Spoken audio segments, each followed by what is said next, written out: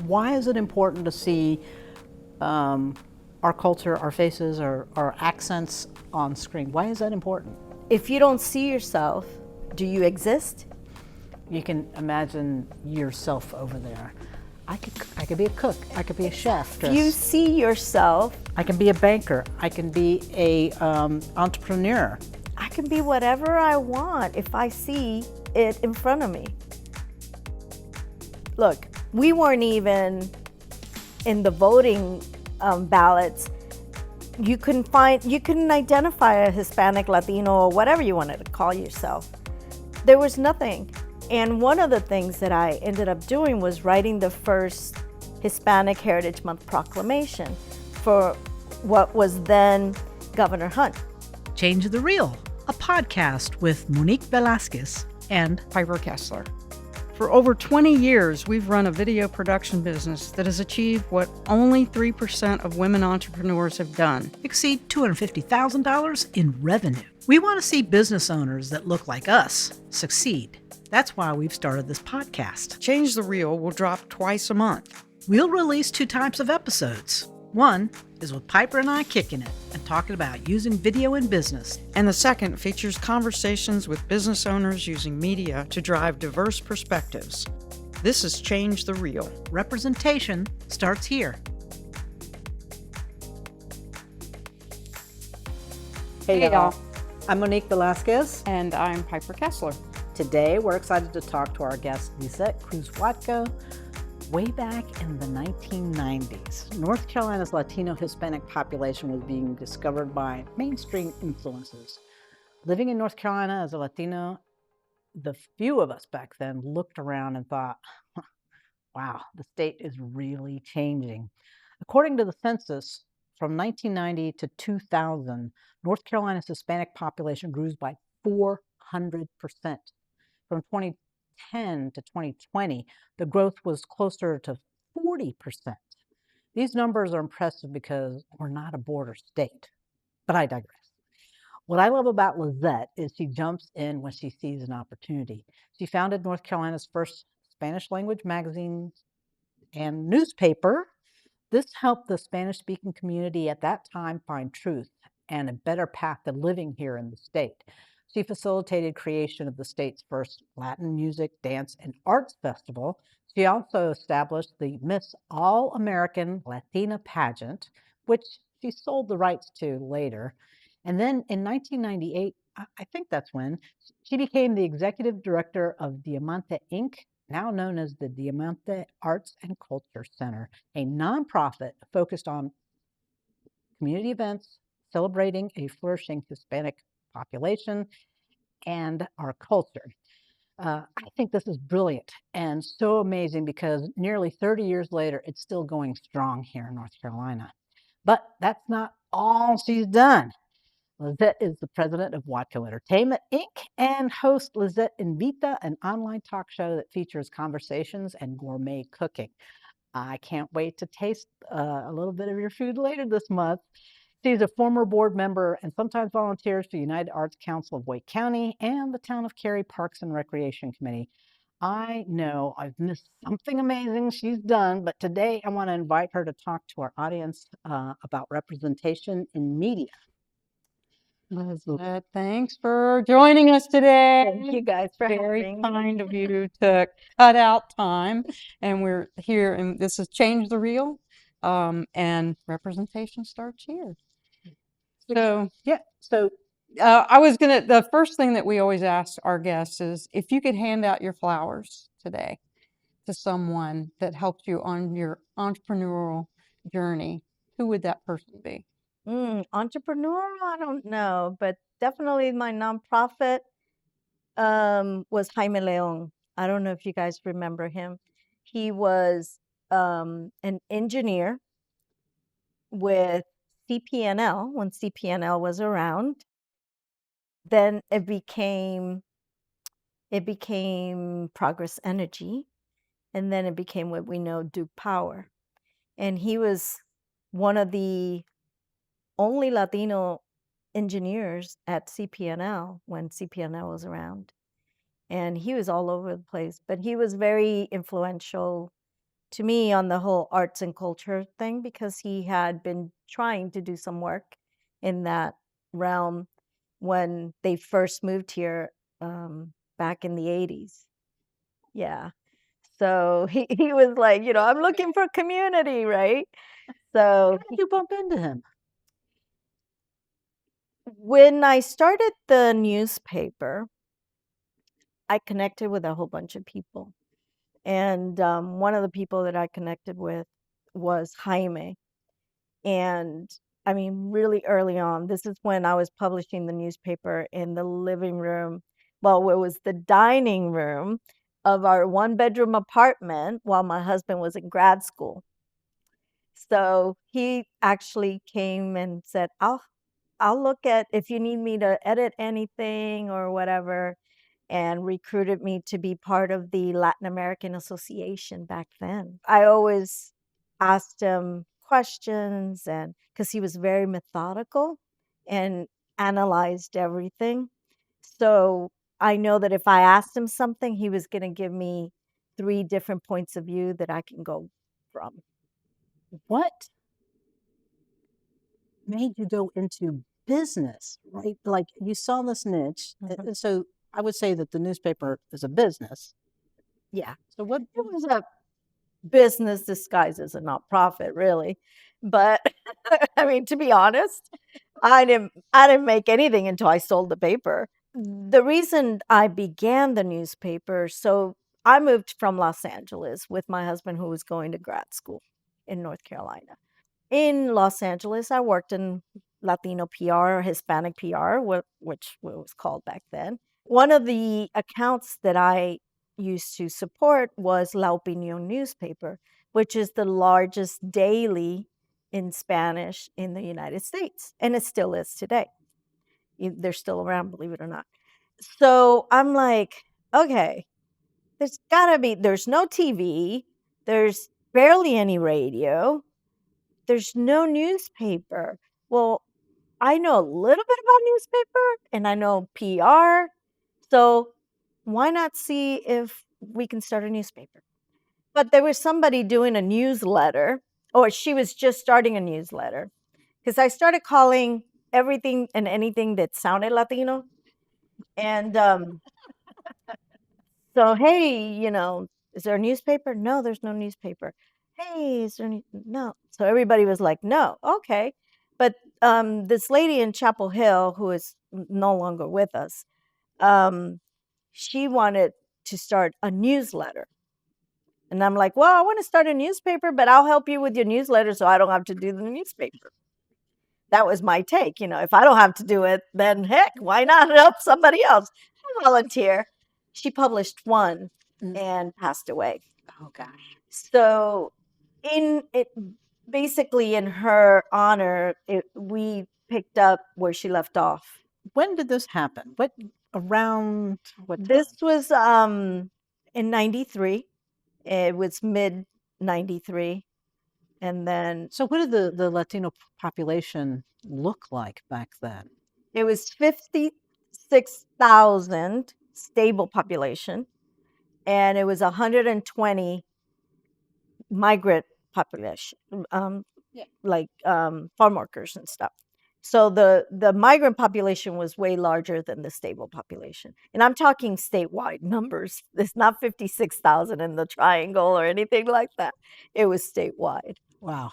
And moving from California to here, I mean, you see a big culture shift. Oh, absolutely. But at the same time, you did actually find a Latino community. I did. I mean, I had to hunt for it, but I did. And I think not because it could have been any newspaper, but the fact that a newspaper started circulating statewide, I think it created a sense of, oh, I'm here too. So people started coming out of the woodwork, and people were like, I feel identified. What did you see that was missing? And you saw this idea that you'd brought in, but in this industry and in this state, you thought there is a place for me, Uh-huh. and there is a community here, what was going to be different about what you did here versus what you saw in California? Well, obviously the issues here were completely different from California. Com- California at that time in the 90s, what maybe where we are Now, 20 years from now? 20 years from now.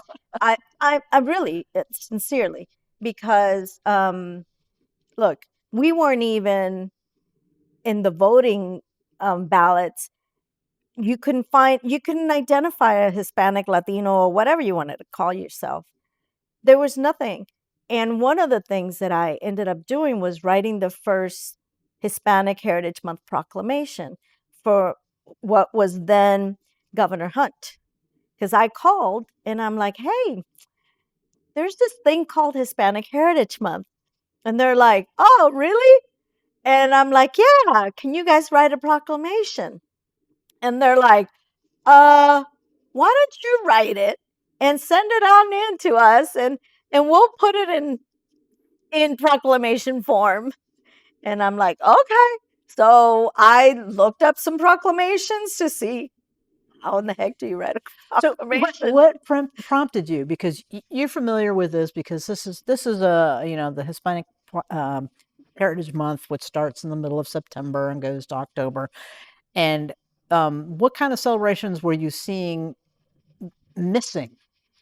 Well, believe it or not, back then there was already a huge festival in Charlotte. La Coalición in Charlotte has the oldest Latino festival in the state. But what I was trying to do is say, hey, we're here. So by me writing the proclamation, I was making known that, hey, there's a Hispanic community here. There's a Latino community here, you know, and slowly but surely trying to change the mindset that, oh, those people don't exist, which is what I was getting when I first got here. I went to a whole bunch of PR firms. Oh, your experiences in Latino, that doesn't exist. So I was trying to say, hey, no, we do exist. We are here. You can ignore us, but we are here. Right. You can capitalize this on this economic opportunity by opening a new market, or you could just ignore us. Right. And it happened that as it stands, and possibly even a little bit now, it may be a little bit more skewed, but as it stands in the 90s, North Carolina was the perfect test market for any Latino advertising. So a lot of times I would get these national advertisers and people are like, how in the heck are you getting these people when I can't get them in Texas? Or I can't get them in Florida? And I'm like, because we have such a diverse demographic that they can test the ads in each market that they want to reach. Right. Right. And so this is fascinating. But what I want to kind of get at the heart of here is, why did it matter about the Latino culture here in North Carolina to you? What motivated you to pull on that? Right. Well, I mean, I'm Latina. So I'm like, well, heck, I want to eat what I want to eat. I want to, dance what I want to dance. I want to listen to and watch whatever I want to. You know what I'm saying? Even though, yes, I'm born in the US and I'm very American, I serve my country, um, all those things. It doesn't mean that I want to lose my Latinidad, Mm-hmm. you know? Mm-hmm. And I'm sure at the time there was others like me. So I'm like, well, we have to do something. Yeah, representation and being visible, I think, are the hallmarks here, and what I call, the amazing part of what you do, because you weren't trying to be a role model. No, That wasn't what you were doing. no. You were just trying to live your authentic life, right? And wherever it leads me, it has led me. So how did you end up at Univision? Oh, so it so happens that when I was working Hispanic PR in California, one of my mentors there, she ended up leaving the agency we worked for and went to work for Univision and became the senior vice president of community relations. when I was working on the newspaper, I also was trying to start a television station. I didn't realize that. Of course you were. I did not realize that. I was working with a couple other folks that they weren't necessarily Latinos, but it so happened that the station in Fayetteville, The Counterforce 40, I remember. yes, was up for sale. But I couldn't come up with the money that we needed. So I called, her name is Evelise Estrada. I called her at Univision and I'm like, Evelise, Telemundo, which they were, is trying to buy this station. Do you think Univision can buy it?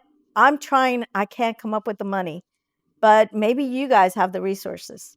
She's like, I'll call you back. Without lying, 2 weeks later, she's like, we're going to buy the station. You know, these are all new stories to me. I had no idea. I just know that that's where I first got to work with you. Yeah. It just, but that's part of my thing. I don't search or seek or ask for the limelight. I just do whatever work needs to be done. Right. And if it leads where it leads, it leads. You're just like noticing, hey, there's an opportunity here. Hey, let's connect some folks and see what happens. Yeah. Right. Yeah.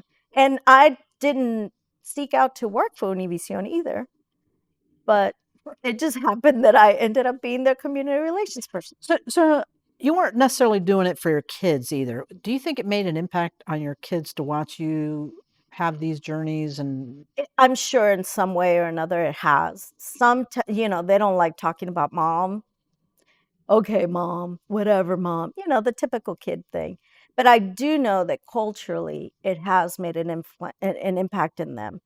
Even though they may not speak Spanish very well, they are very culturally connected.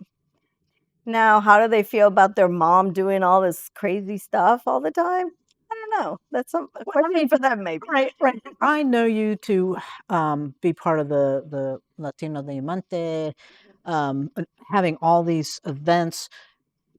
How did how did it impact the family? Were they part of that? Did they come in and help with the newsletter? Did they come in and help with the nonprofit?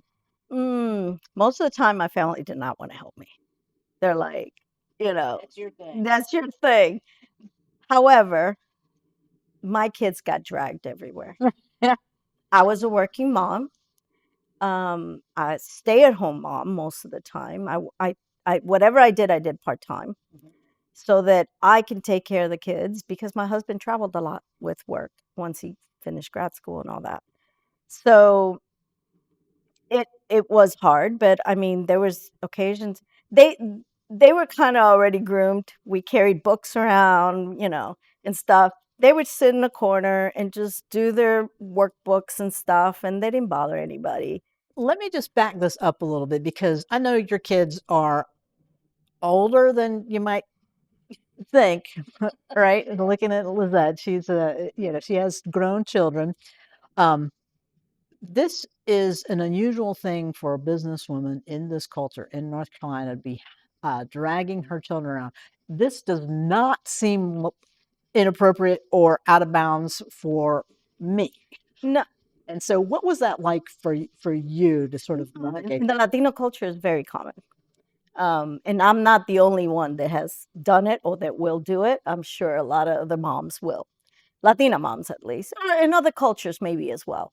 But back then it was.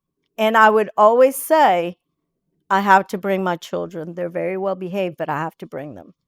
And people were like, oh, okay. They were a little, but then they were like, oh, they were so well behaved and blah, blah, blah, which was like, I told you they were. It's like, what I mean? I wouldn't bring them if they weren't. But my little one, my youngest one, my sales guy, Roberto Perez, if you guys remember Roberto, he was my salesperson at the newspaper. He was also one of my biggest babysitters. That by osmosis and just being exposed to different things, I think this idea of your mom is in business and is going to work probably informs the kind of partner they're seeking? Most likely. I do have to say, my young one, this is one indication that I have that there has been some kind of influence.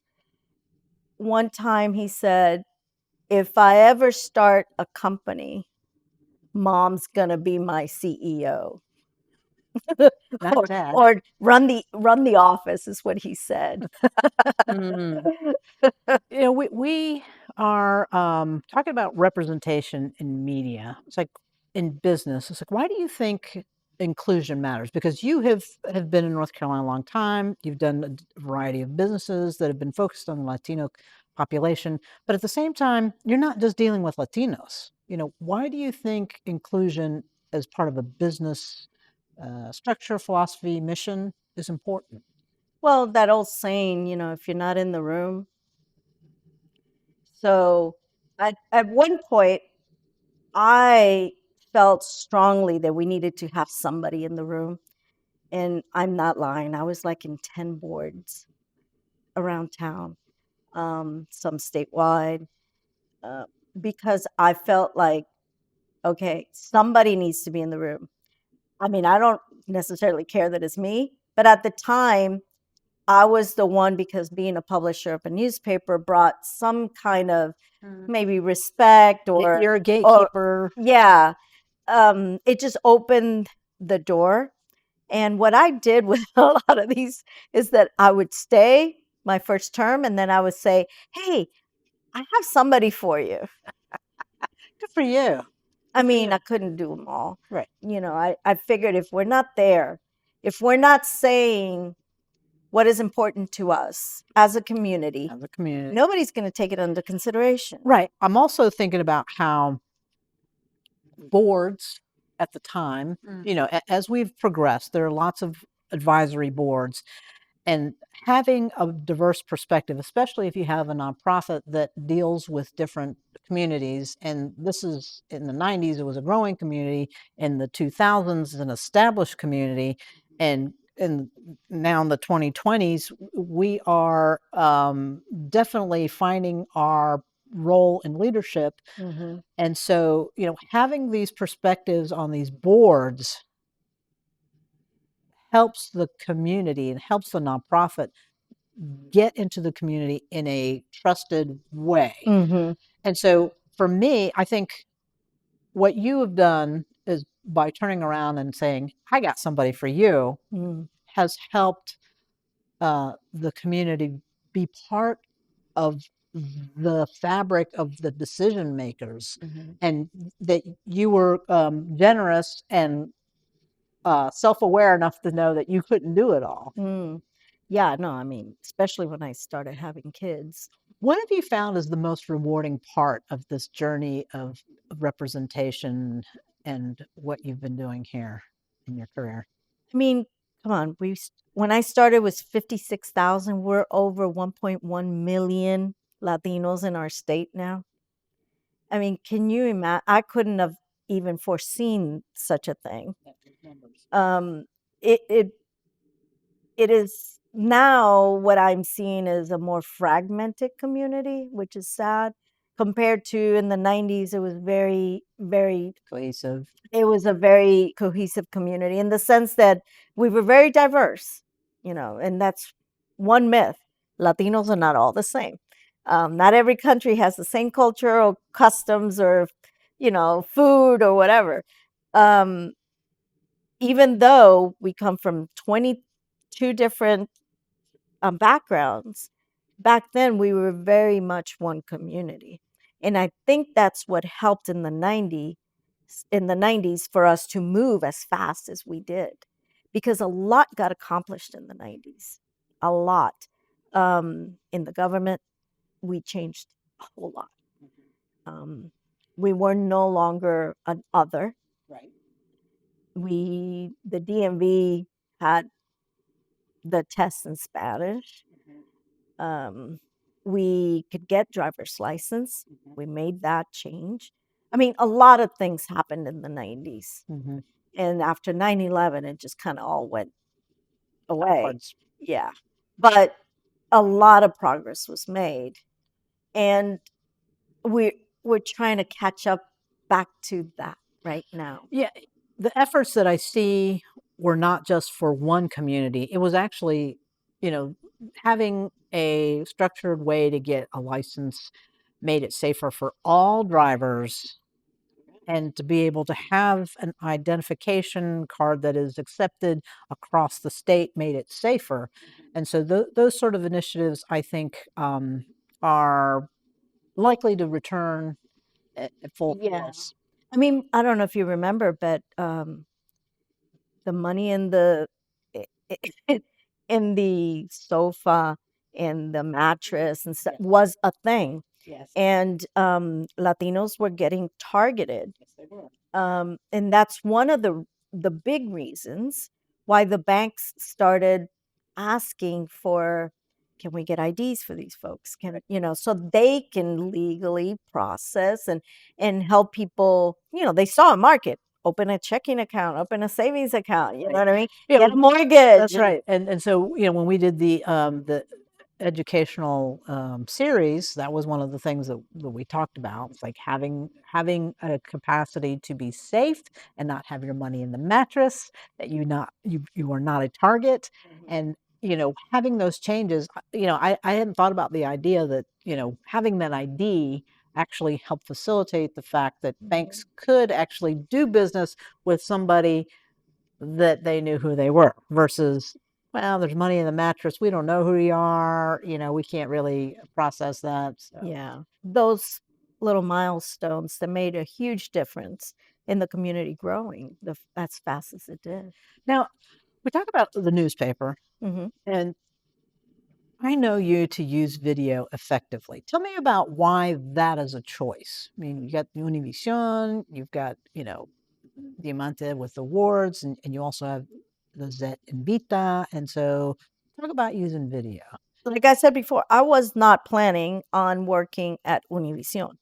It just happened that my friend told the who was going to be the GM, hey, see if you like her, and they offered me something, and I'm like, well, I'm going to be part-time. I still have to be part-time, because I have my kids, that kind of thing. And I was supposed to do community relations, but there was never supposed to be a show. And then I was asked to do the show. Actually, first it was, I don't know if you remember Hurricane Bertha, maybe it was, or which one was it? Was it Fran? Fran. So that's when my on-air personality began. You weren't pursuing a career. I was not pursuing a career, just like I wasn't pursuing a career in being a talent scout for a TV show, and that was like on the side kind of thing. That was a side gig. So it just, these things just happen, and I just like, sure, and a lot of my life has been sure. And a lot of my husband's and I's opportunities have come from the sure, what's the worst that can happen? But the food thing came because I was watching all these. I love HGTV and the Food Network and stuff, and I wasn't seeing anybody that looked like me. And the ones that were doing it in Spanish, but there were other folks like me. Not that I prefer English over Spanish. No, it's not that. But I knew that there were some that preferred English over Spanish. So I was like, why don't I do something, And I had some friends that in LA, they're like, do it. Nobody's doing that. But now, believe it or not, there's like 3 people, movie stars, doing my same show concept. Yes, it's a good idea. Let's talk about how, like, representation on screen, because you did say wasn't anybody doing this, and now there's somebody doing this. Yeah. Why is it important to see our culture, our faces, our accents on screen? Why is that important? If you don't see yourself, do you exist? Well, I think a little bit more about, you can imagine yourself over there. I could be a cook. I could be a chef. Exactly. So I could be an if actress. you see yourself, I can be a banker. I can be a entrepreneur. I can be whatever I want if I see it in front of me. If there's not that many people that take chances. There are many people that once somebody else takes the chance, they're like, I'm going to take a chance. I'm not going to be the first one through the door, Yeah. but I'll follow you. Well, and when I think of you, because I think of you as a serial entrepreneur, whether or not you think of yourself that way, because I think you see, oh, there's a little hole right there.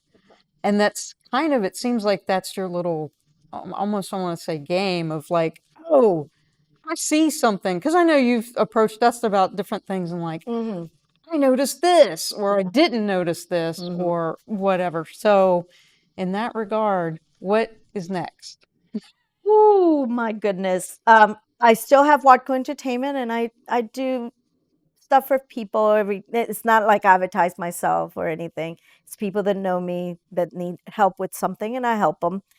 But I'm thinking with some of the things that I've lived in North Carolina and some of the adventures that I've put myself through, that maybe some kind of not a memoir, but more like a historical observation type book that I might be working on. Okay. All right. I don't know yet. Well, we've done the newspaper Paper newsletter, newsletter. but the book format. The book format, yeah, just going back to writing. And I am still supporting the Latino Diamante Awards. Yes. And the Diamante Arts and Cultural Center. And they're celebrating 30 years of the awards this year, which is a milestone in any award program. I mean, it's, believe it or not, the Latino Diamante Awards is one of the longest standing award programs for Latinos in the country. That's amazing. That's just I know. I love that it's still happening, and I love that people are still excited to see who's on the list, to see who's being honored, and what initiatives are out there and happening, because things are getting becoming bigger. Like Right. what our community is doing here has bigger impact. correct. And that was the whole reason why the awards began. The whole reason the awards began is because I was going all over the state, either dropping off newspapers or, whatever it was, speaking to La Tiendita. So, hey, let me put my newspaper in front of your store. I was going all over and I was meeting all these people doing great stuff. And I'm like, but so-and-so over yonder is doing very similar work. Oh, I didn't know. You should connect and see how you can work together or whatever. So it became this, me connecting people thing. Mm-hmm. And I was like, maybe we should do an award program that it can let people know what everybody's doing around town by us saying, look, let's recognize Maria for the great work that she's doing in the mountains, which in the triangle, people would not know who Maria was. So that's why I really began the awards. And that was the whole purpose, is to keep connected and not only keep the community connected, but recognize the achievements and the work, the hard work that a lot of these folks are doing in the community that nobody's saying thank you. And this was a way of saying thank you. And I love having a chance to introduce our audience to somebody as amazing as you, and that you're showing up authentically and making a difference. If folks want to know more about working with Lisette and want to know about how this book is going, how do people work with you? How do they find you? Oh my Lord. And Instagram or Facebook or whatever. Or Watko Entertainment and Facebook. I don't even have like a website or anything like that. Instagram works. People can find I don't even have an Instagram for Watko Entertainment. It's just a Facebook page. There you go. Facebook it is. She just says yes. Things just happen. So my thinking is, talk to Lisette. Maybe she can help you make it happen and get it off the ground. If it's within my means, I'm glad to help anybody. All right. The energy is there. It's just trying to conserve it a little bit To be more. focused and ready to go. Good plan needs to be in place. Well, we want to thank you for stopping in and listening to our conversation. We help businesses from underrepresented communities that look like us that want to amplify their brands using video and virtual and live events. If you're done with the DIY stress of doing your own video content, or maybe you just want to get your course out to market faster and less stress, then book a call with Monique to find out how to be a part of our VIP studio experience. We aren't just technicians for live streaming work. We have 22 plus years of experience with video production. We stream 80 hours of live content a month and we've been doing that for the last 10 years. We know what it takes to get it done and with less stress and more confidence. So let's get you back to focusing on the fun part of work and leave the tech headache to us. Thank you, Lizette. Thank you, Lizette. I'm really glad to have spent this time with you. Thank you for having me. Thank you so much for listening to this episode of Change the Reel. If you like the episode, subscribe, Share it or leave a comment. And remember, representation starts here. Hasta pronto. see you soon.